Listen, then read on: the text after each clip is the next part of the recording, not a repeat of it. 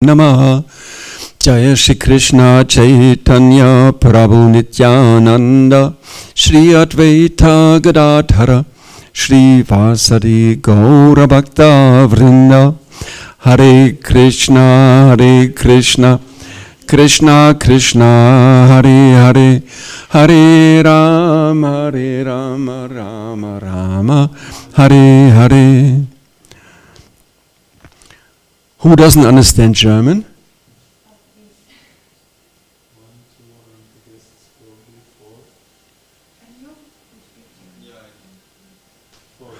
Und wer versteht kein Englisch?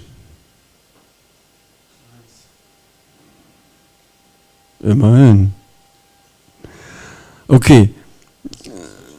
Sorry, kann ich dann Englisches haben? Entschuldigung, hätte ich auch gleich dran denken können. Wie gesagt, tut mir leid. Sorry that I'm late.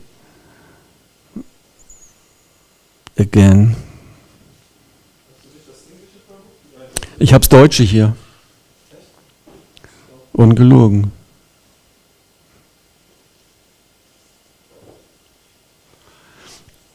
Okay, Sanskrit.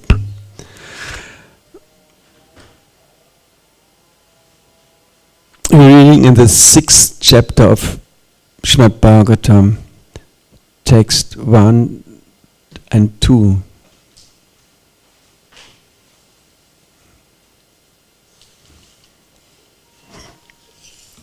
Danke. Chapter 6 entitled Brahma satisfies Lord Shiva. Maitreya uvacha Atadeva ganah sarve Atadeva ganah sarve Rudranikai parajita Rudranikai parajita Shula patisha nistringsha Shula patisha nistringsha Gada parigha mutkarai Gada parigha mutkarai Maitreya uvacha Atadeva ganah sarve Rudranikai parajita Shula patisha nistringsha Gada parigha mutkarai. Bitte, ja? Maitreya uvacha Tagana.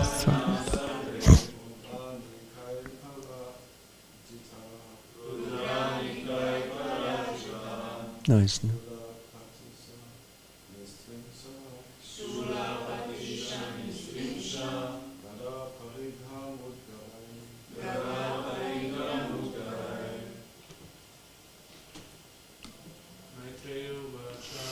Maitreya uvacha Atadeva ganah sarve Rudranikai parajita Shula patisha nistringsha Gada parigha mutkarai. Madajis? Maitreya uvacha Atadeva ganah sarve Parajita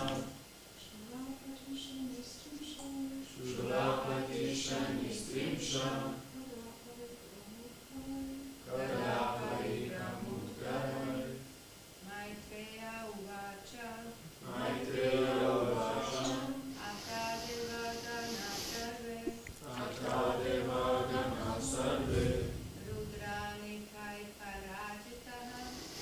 Rudranikai Sarat Shulapatisha Nistringsha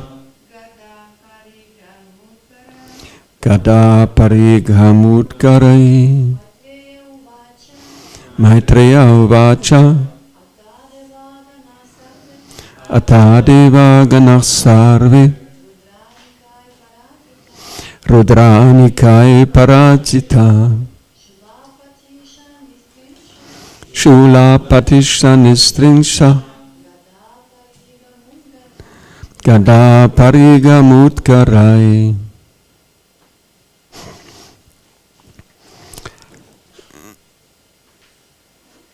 Text number 2. They are together. Sanchinabhinna Sarvanga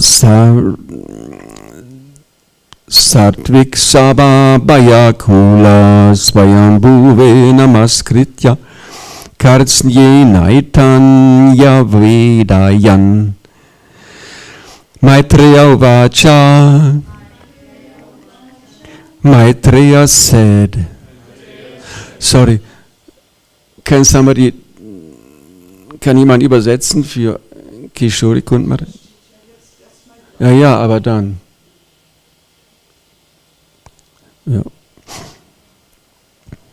Ata, after this, Devagana, the demigods, Sarve, alle, all, Rudra Anikai, by the soldiers of Lord Shiva, Parajita, having been defeated, Shula, trident, Patisha, a sharp-edged spear,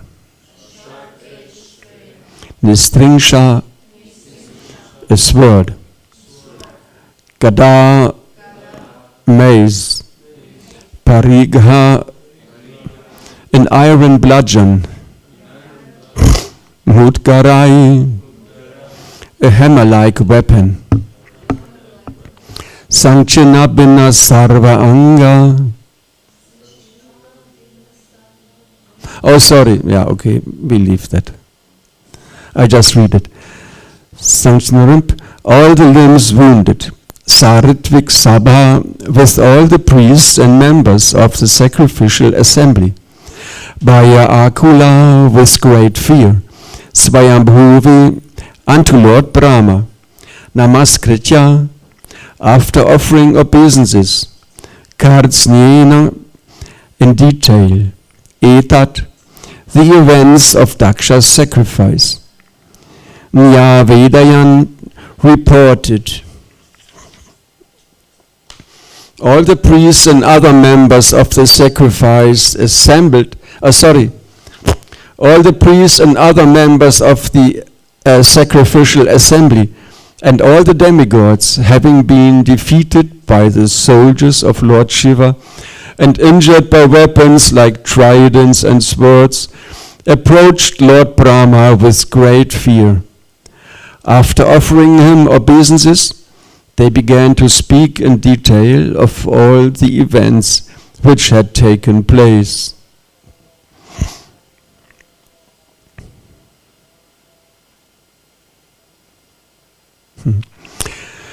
No purport. Text number 3.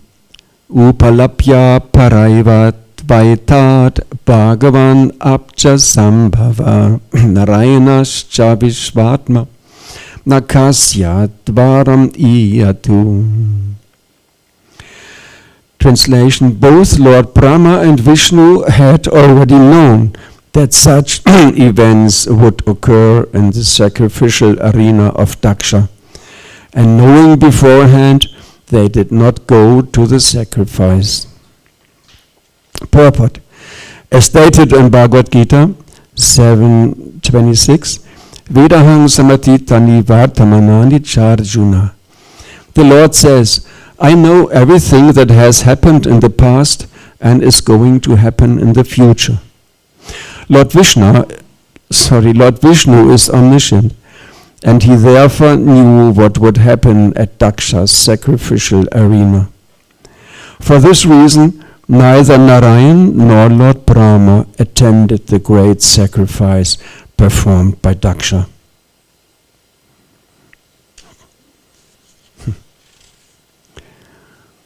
Maitreya uvacha atadivaganah sarve rudranikai parajita shulapati shanistringsha gada parighamudgarai. All the priests and other members of the sacrificial assembly and all the demigods, having been defeated by the soldiers of Lord Shiva and injured by weapons like tridents and swords, approached Lord Brahma with great fear. After offering him obeisances, they began to speak in detail of all the events which had taken place. Ubalapya purai vaitat bhagavan aptasambhava narayanascha vishvatma nakasyat varam iyatu. Sorry, kann mir jemand bitte ein bisschen Kandiszucker holen? Das ist vom Ayurveda ein Mittel, als Mittel gegen Heiserkeit empfohlen. Both Lord Brahma and Vishnu had already known that such events would occur in the sacrificial arena of Daksha, and knowing beforehand, they did not go to the sacrifice.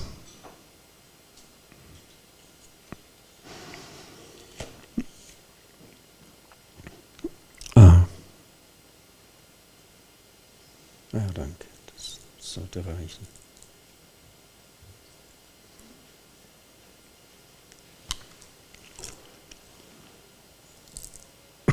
Sorry.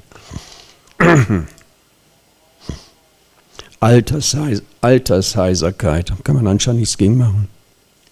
Mehr trinken vielleicht. Aber ich habe schon Liter getrunken.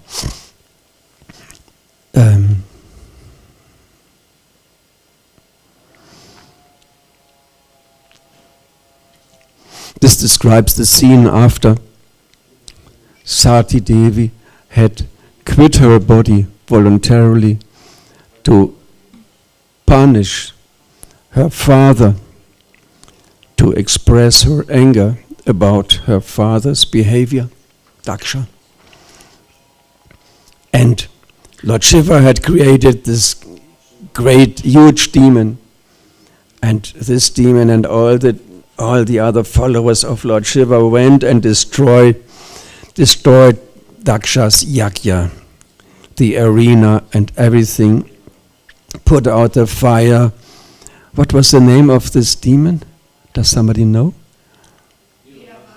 Virabhadra. Haven't been here the last days. Virabhadra, he was able to cut off Daksha's head and threw it into the fire. And then they returned to their master, Lord Shiva. The demigods and the other members of the assembly went to Lord Brahma and told him about the incident that had taken place to ask for his help. And the Prabhupada explains that Lord Brahma and Lord Vishnu had not attended this festival, this sacrifice, because they knew what would happen. Krishna is omniscient.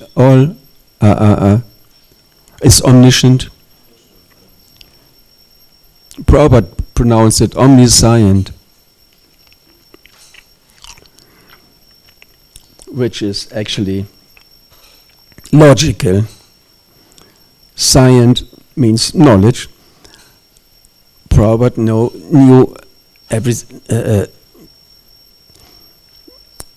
Prabhupada's opinion was that this better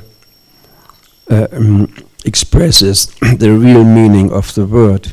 Kannst du ruhig übersetzen?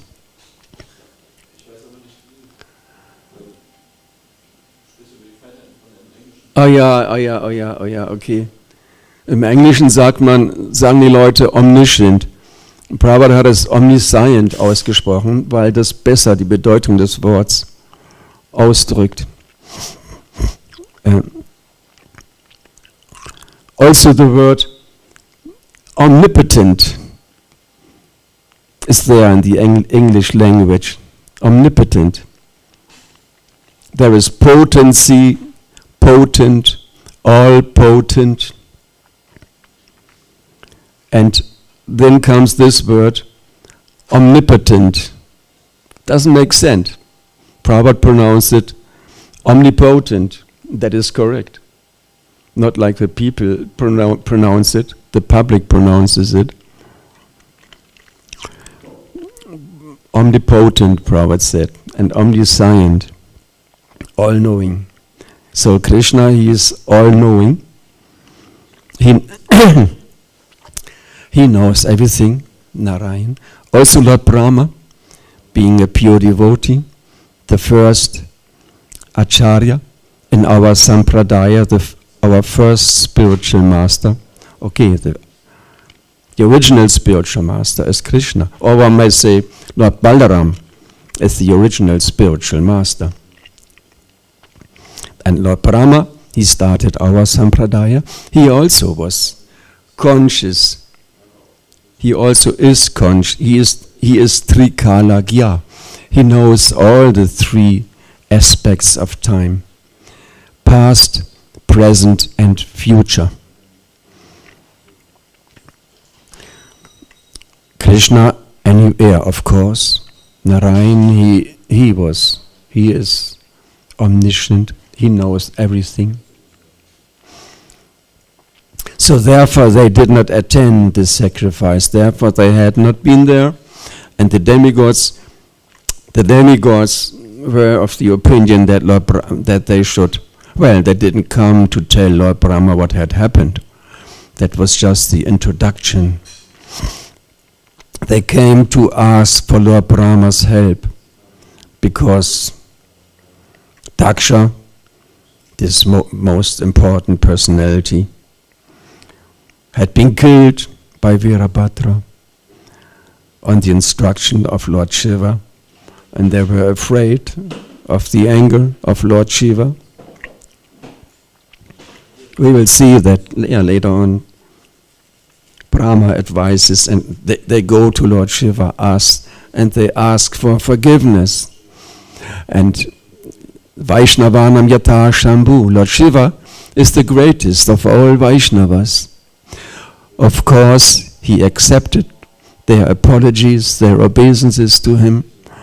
He forgave them that they took part in this great offense which Daksha committed against him and his daughter, Lord Shiva's wife, Sati. Lord Shiva forgave them because they sought his forgiveness. The special point in this verse is that Lord Shiva and Lord Brahma had not taken part, because they knew what would happen.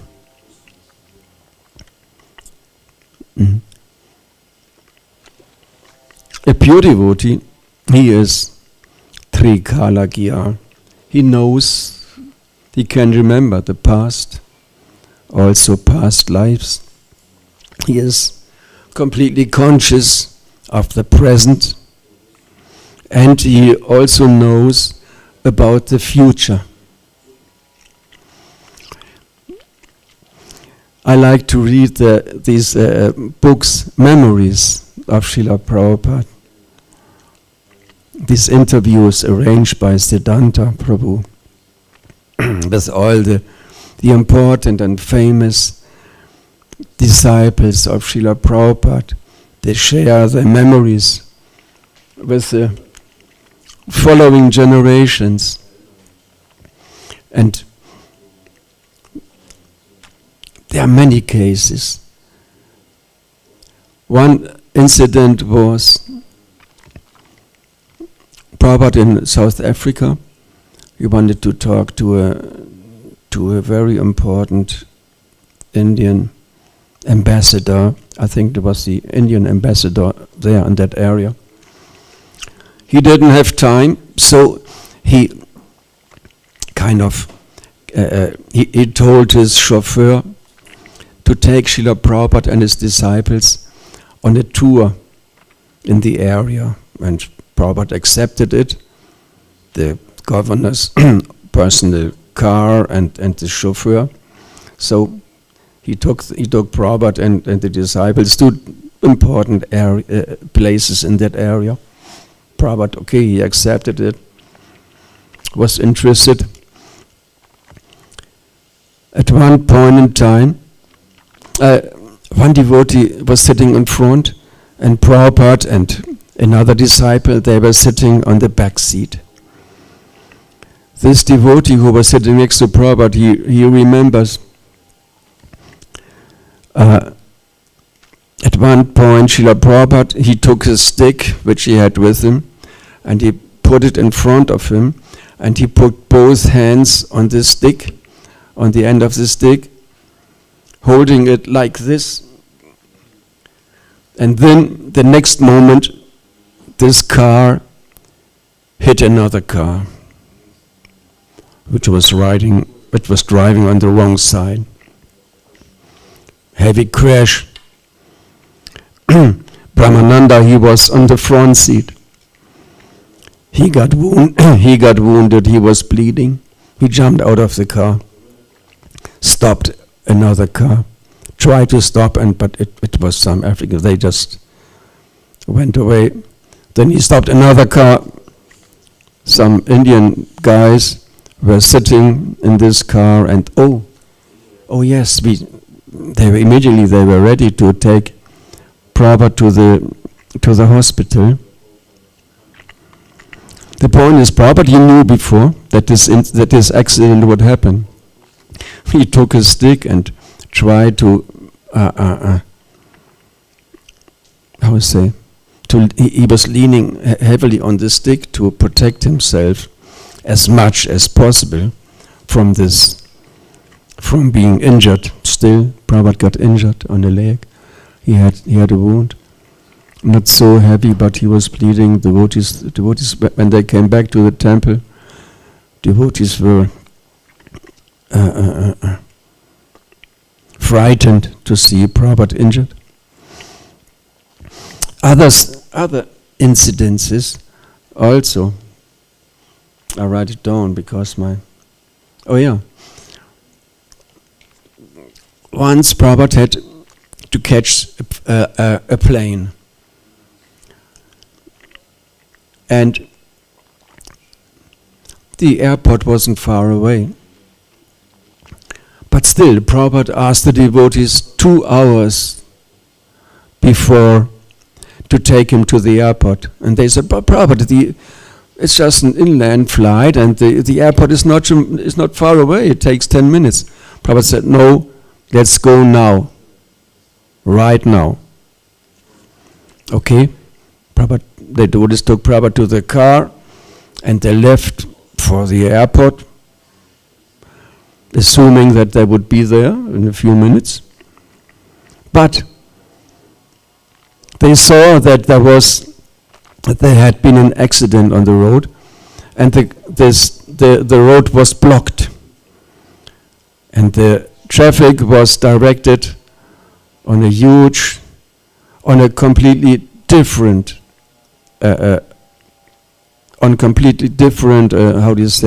Umweg. Wie nennt man, was es halt, wie heißt? Detour. The car was directed on a huge detour, on a long detour. Devotees were astonished, and they tried to hurry up, and they came to the airport just in time. If this devotee remembers, if they had left just a few minutes later, Prabhupada would have missed the flight. So, because of Prabhupada's knowing already, they came just in time. Shri Prahlad Lakshmini Singadev Ki Jai.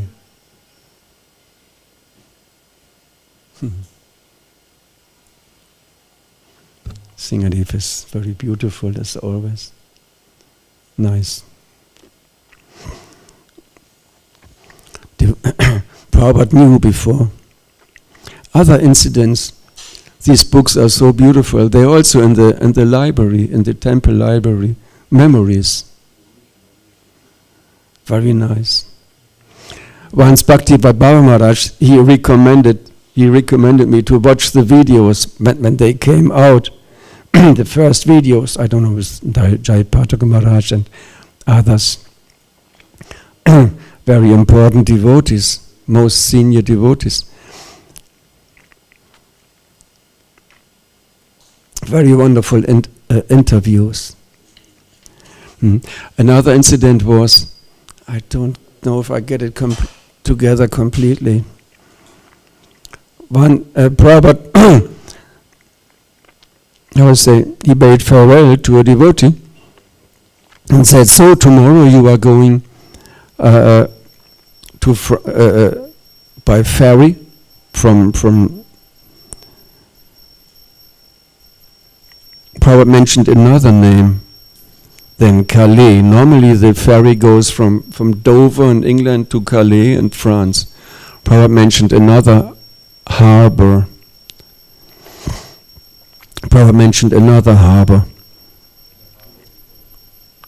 Hafen. No? And this devotee said, no, Prabhupada, I'm going to Dover. Well, Prabhupada accepted. He said, and a little later he mentioned again. So tomorrow you're going to, and Prabhupada mentioned another name. Devotee again, Prabhupada, no, I will go to Dover. Okay, you will see. And then next morning this devotee went there to the ferry, and there was a big announcement. There are some problems in the Calais harbor. Therefore, the ferry will go to another harbor in France. Exactly that harbor that Srila Prabhupada had mentioned to this devotee. And this devotee, he recounts in this beautiful interview, oh yes, several times I had said no to my spiritual master. I had tried to correct him, but he knew what was correct. Prabhupada knew it.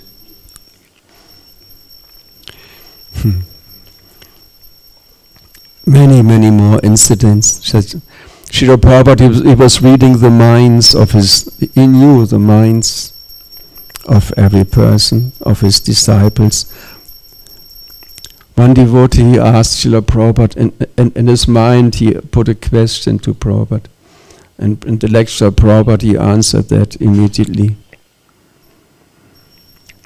A pure devotee, automatically he has all the Ashtasiddhis, he has all these perfections, these mystical abilities of a perfect yogi. A pure devotee gets this automatically. He has not to perform Ashtanga yoga to get these mystical perfections. Srila Prabhupada, he could use all of them. Once a devotee, he was very curious. Normally you say, curiosity killed the cat. One shouldn't be so curious if it's not proper. One should be curious for Krishna. This devotee, he looked through the keyhole of the door in Prabhupada's room. He was so curious and wanted to see what is Prabhupada doing when he is alone. And he went to this door silently and peeped through the keyhole. And he saw how Srila Prabhupada was hovering in the sunlight. And there was a beam of sunlight coming through the window, and Prabhupada, he was hovering, he was levitating in the sunlight.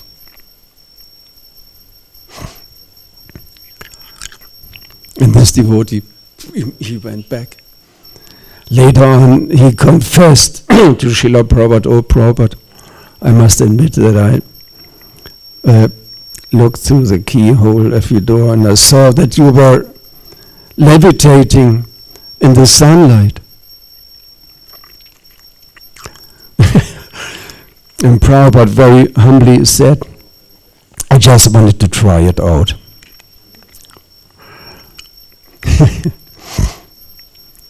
That was not not the only one. I copied this. Oh yeah, sorry. Yeah, okay, this one is now nice to remember. Satyanarayan Prabhu. He is a very important devotee. Last time I was in Vrindavan, long time ago. Prabhupada's disappearance day, devotees, they offered they spoke the offerings to Srila Prabhupada. And then Satyanarayan, he is the person in the BBT who was in charge of the Arabian books, which is a very important part of the BBT, to publish the Arabian the books, Prabhupada's books in Arabian languages. And he is a very special devotee, as we see in this incident. Satyanarayan, I started coming to the temple in 1969, and after 2 years of attending the devotees' lectures and of seeing pictures and hearing tapes of Prabhupada, I had high expectations when I was about to meet him at the Detroit airport. I thought, I will be seeing an amazing human being. But it was far beyond that. What I saw was miraculous. There was an uproarious kirtan going when Prabhupada came up the escalator. Sorry. One would normally expect Prabhupada to walk off the escalator, but he didn't. He kept coming upwards, floating above the escalator and over to his Vyasa-san. While this was happening, a brilliant sun-like effulgence came from him. Prabhupada gently floated down and settled into the seat. And the next time I raised my head was 20 minutes later. I was crying with my head on the ground for 20 minutes. When I looked up, everyone else was also down. Lakshmi Muni was looking at Prabhupada with tears coming from her eyes. I thought that seeing Prabhupada floating in this way was just my experience. But recently, both Indradyumna Maharaj and Sureshwara told me that they saw the same thing. Recently, interesting now for our situation now, recently it's been emphasized that the instructions of the spiritual master, his Vani, are most important. It's Prabhupada's statement. But I think that Vapu, being in his personal presence, is equally important, because Vapu gives you faith in Vani. That's why these remembrances are important. Those who did not have the fortune of being in Prabhupada's personal presence can hear about it. Then they can understand that he was not just a human being, not even just a pure devotee in the history of Vaishnava culture. Prabhupada's contribution is unique.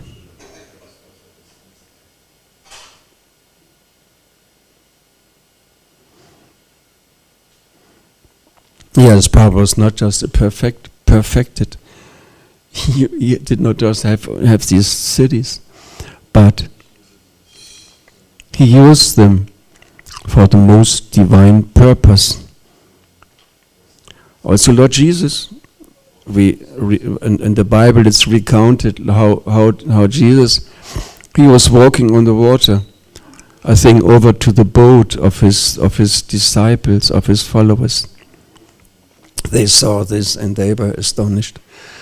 Jesus, he could wake up the dead to start living again.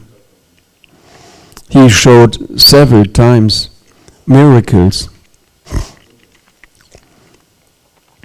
It is said that Jesus turned water into wine. In the original, it is said that he turned water into grape juice, not wine. There are quite some things not properly translated. In the Bible, several places it is said, they offered him meat and he ate it. But in the original Bible it is said, they offered him food and he ate it. Not meat. They offered him something to eat and he ate it. When Jesus took birth, there was a prophecy by an angel who said, his name will be Immanuel. That means somebody who lives on milk and honey.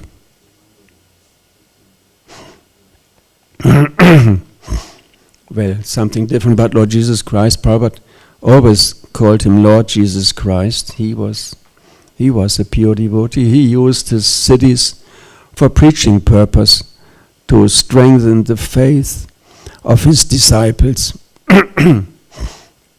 Also, Prabhupada sometimes showed, but very rarely, he showed his mystic potencies.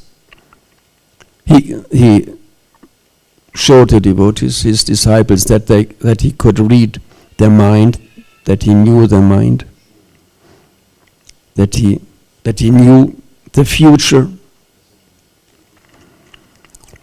which is not possible for an ordinary person, of course not. Astrology is one way to know the future. Prabhupada said, there are very few good astrologers. Many people try to practice astrology, but one has to be perfect to give a proper result. One has to be perfect. One has to be very good. Sometimes Prabhupada mentioned an astrologer who said that Nehru had become a dog in Sweden. The former Indian president, Nehru. He seems like he didn't act properly, so he had to take birth as a dog in Sweden. After Prabhupada's appearance, there was an astrologer. Here comes another quote from the Lilamrita, Prabhupada Lilamrita. An astrologer did a horoscope for the child, and the family was made jubilant by the auspicious reading. The astrologer made a specific prediction. When this child reached the age of 70, he would cross the ocean, become a great exponent of religion, and open 108 temples. Exactly what happened. Very good astrologer. He predicted that Prabhupada at the age of 70 would cross the ocean, become a great exponent of religion, and open 108 temples. Everything came true. At the age of 69, almost 70, at the age of 69, at the ripe age of 69, Prabhupada left India, he left Vrindavan to go to the West. When Prabhupada met his spiritual master, Bhaktisiddhanta Maharaj, for the first time, Prabhupada didn't want to go. His father, he used to go on the street and call, if there's anybody who is hungry, please come to my house. And guests came, and many so-called sadhus, people wearing saffron, carrying a stick with them, they came, but they did this just for show, just to get some free food somewhere. They did not really practice devotion.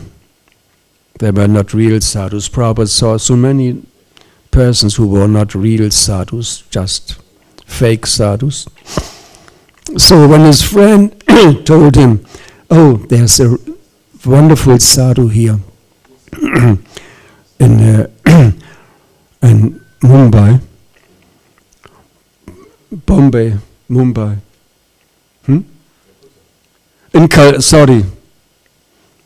Prabhupada appeared in Kolkata now.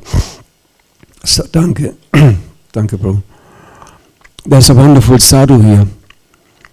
And Prabhupada declined, he saw so many not real sadhus. He didn't want to go and see another person who was just a pretender.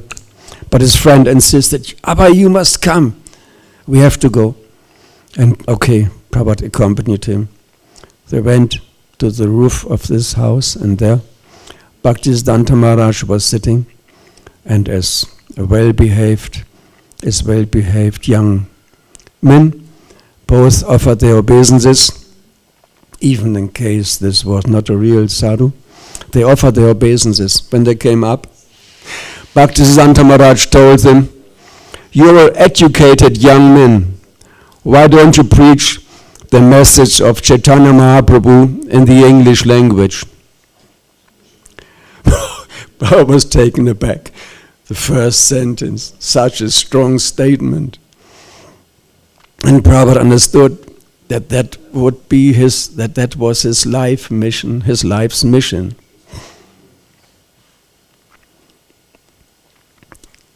And yes, later on, Prabhupada did that. But at several occasions, Prabhupada said that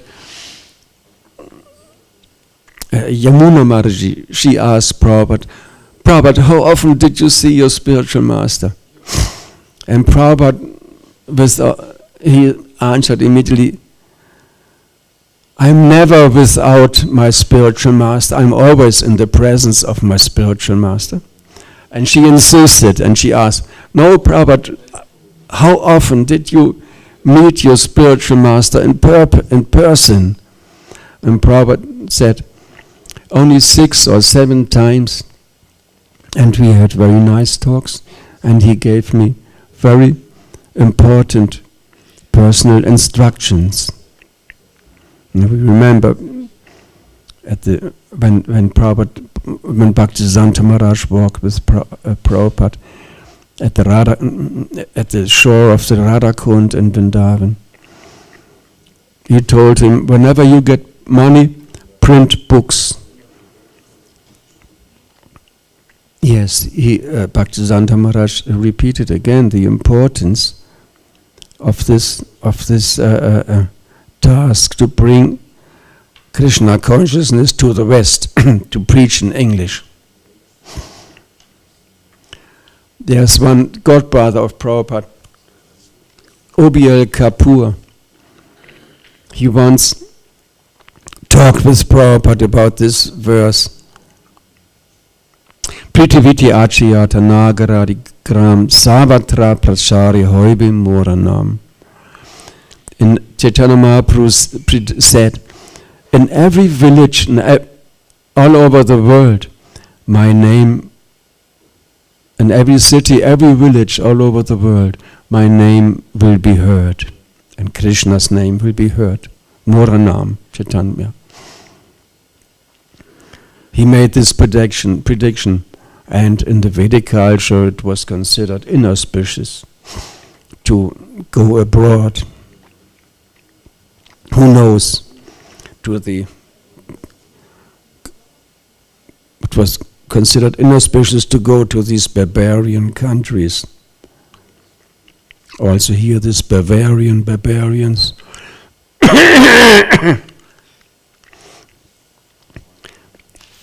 So the sadhus did not go abroad. And this godbrother of Prabhupada, he was Prabhupada was initiated. Oh, Abhay Charanavinda Prabhu. What do you think of this verse? How will this happen? Who will do this? Bring the names of Chaitanya Mahaprabhu and Krishna to the West. And Prabhupada very humbly answered, some fool will do it. Prabhupada was conscious of the future. He knew that would be his mission. Yesterday, Govinda Mataji, I think she talked about this.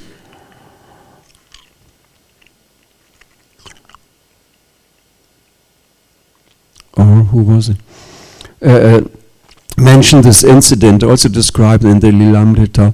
Prabhupada was sitting in the park and was talking with some person, with a man, and he asked him, so Prabhupada, of course, by his appearance, he was a very interesting, intriguing person. And Prabhupada talked with this man, and yes, I'm preaching this Krishna consciousness, and I have many, many disciples and temples all over the world. And Prabhupada said, just the time separates me from that. Prabhupada knew the future. He knew what would happen. Not just because of the prediction of the astrologer, maybe, but Prabhupada, because of his Krishna consciousness, he knew that he would be the person who would bring Krishna consciousness to the West.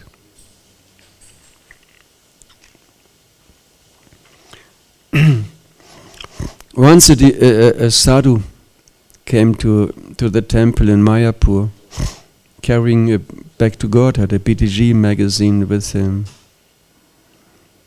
And he said that he was the pujari of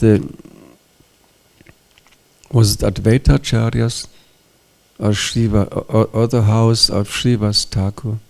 He was the pujari there. And sometimes one sadhu, du musst gehen? Yeah, okay. And sometimes one sadhu came to this place, Advaitas or Acharyas or Srivas Thakur's house. And he saw this Vaishnava sitting in the back of the compound of the temple, of the open temple compound. He's sitting there and chanting. And this devotee Pujari saw that this Vaishnava, he was crying while he was chanting. And then one time, then he disappeared, and after some years he appeared again as a sannyasi. Again he was sitting in the back of the area, and he was chanting and he was crying. And this pujari, somehow they started to talk, and this sannyasi told him, he told him, my spiritual master gave me the order to go to the West, to bring Krishna's name, to bring our culture to the West, to the Western countries, and I don't know how I can do it. Very soon my ship will be going. I will leave with this ship going to America. And I prayed, and again I came and prayed for the mercy of Advaita Acharya. And this Vaishnava, this old Pujari, he told the devotees, and just short time ago, one of your Vaishnavas, members of your society, came to our temple, and he gave me this magazine, and it back to Godhead. I looked at it, I looked inside, and I saw the picture of this Vaishnava, and I realized, yes, he did it. He went to the West and he was successful. He spread he started this movement. He founded this movement, Krishna consciousness. Now you have this wonderful temple here in Mayapur and places all over the world. Yes, your spiritual master, he came to my place, to Advaita Acharya's place, and he asked for his mercy, crying for his mercy.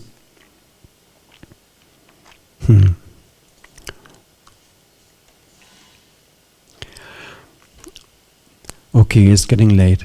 Is there any question? Śrīmad-Bhāgavatam ki jai. I have a question. May I? Yeah. Very quickly. So yes, you mentioned this prediction of Prabhupada that is also in the book in Prabhupada Lilamrita of Sasvarupadas Goswami Maharaj. Do you think, or do they know if he was aware of this prediction, or his family for sure, but he was also for his whole life? Yes, Prabhupada, he knew about it. He mentioned sometimes to his in talks with his disciples. As far as I remember, only I don't think it's written in. He did not write it in any book, but with talks of his disciples. I was searching in the database and I saw some talks, and Prabhupada mentions it there that it was predicted that he would open 108 temples, almost exactly. I don't know if it were exactly 108, but over 100 temples Prabhupada started. He knew about this, about the prediction. Yes. And especially there was the order of his spiritual master. The first part of the Lilamrita is called A Lifetime in Preparation. Prabhupada prepared his whole life for this mission to fulfill this prediction. His whole life. He was living in Vrindavan, very poor. He was selling his small magazine, just a few pages, to people for a donation. And he also went to important persons to ask for donations. And with this money, he bought paper, and he himself brought this paper by rickshaw to a printer. And there, and he started printing his Śrīmad-Bhāgavatam. He himself corrected the printing, and then it was. And then finally, Prabhupada had, if I remember correctly, 203 sets of this 3-volume set of the first canto. We are so fortunate that here we have in this shrine also one set of the 3 books, that Prabhupada himself carried the paper to the printer, and that he himself packed into boxes, and he took them with him to America. He started to sell the books, give the books to bookshops. If they would sell him, they gave him the money.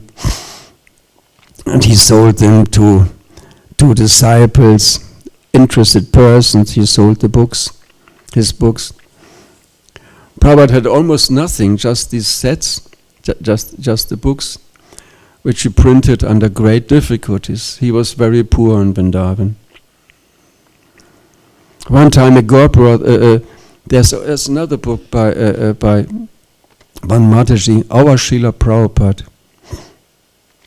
the wife of Gopa Vrindapal. I forgot, book distributor, famous. She was also a famous book distributor.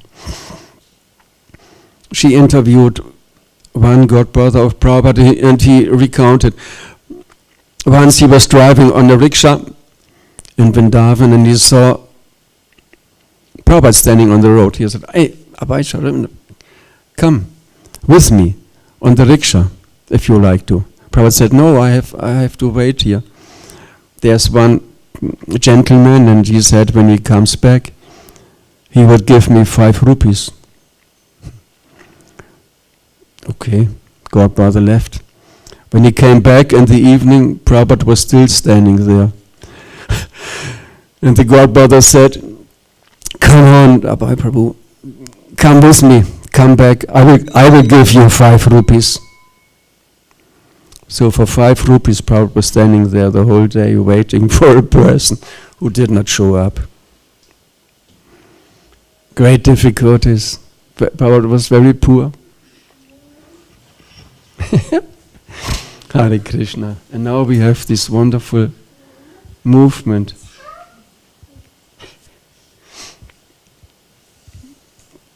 Prabhupada said,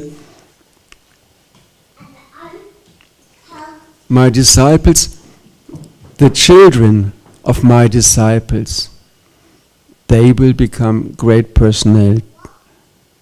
The children of my disciples, they will become great personalities." Prabhupada's disciples, well, we come from a background not very auspicious, very inauspicious, to be honest. Dropped out of society. Most of the disciples of Prabhupada just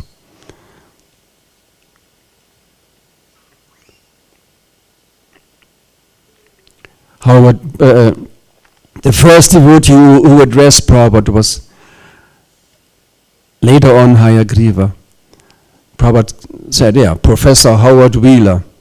He was a professor, he was an English professor, Professor Wheeler. But he was not interested in this whole education system. He saw the imperfections he saw in the system. No spiritual knowledge, only material interests. He did not want to take part in this system as working as a professor. So he was just working as a taxi driver to have something to pay the rent and food. But he was looking for a guru. He was looking for some real knowledge. When he was many other disciples of Prabhupada also. They left society they were looking for some real knowledge.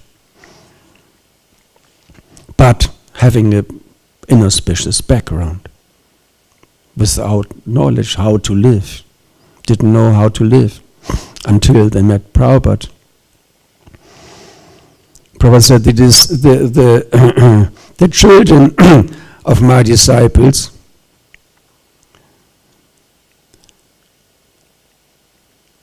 and their children,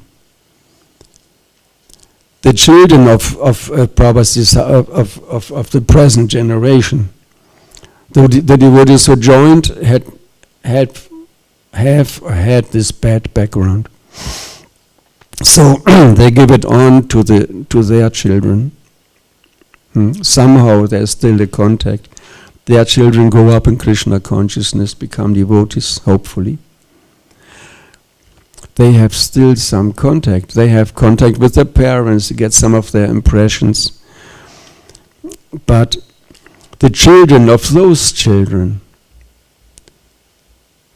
Prabhupada said, they will become very powerful persons. They don't have any contact anymore with these inauspicious impressions on the mind, with these inauspicious sanskaras, with the inauspicious activities. They grow up really pure, and they will become very powerful personalities. So, the children of Gita Priya, they will become very powerful personalities. But we also should endeavor very much to become Krishna conscious, so that we will be able to influence other people who are leading a very inauspicious life. Okay, Śrīmad-Bhāgavatam ki jai, Srila Prabhupada ki jai.